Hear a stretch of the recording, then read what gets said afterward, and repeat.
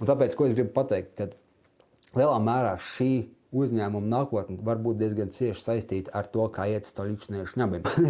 Te ir tāda paradoxāla situācija, jo skatieties, kas ir par lietu. Šis ir Stoličnai mājaslapa. Es esmu pārliecināts, ka šis ir tas pats uzņēmums, kas ir Amber Beverage mājaslapā. Un, tie, kas dzer šņabi, tie laikam zina, viņi 22. gadā samaina nosaukumu uz Stoļī grupu, lai neasociētos ar Krievijas galvaspilsētu Stoličnai. Tas ir nosaukums no galvaspilsētas. Un kas ir interesanti? Skatieties, kādas ziņas ir CNN.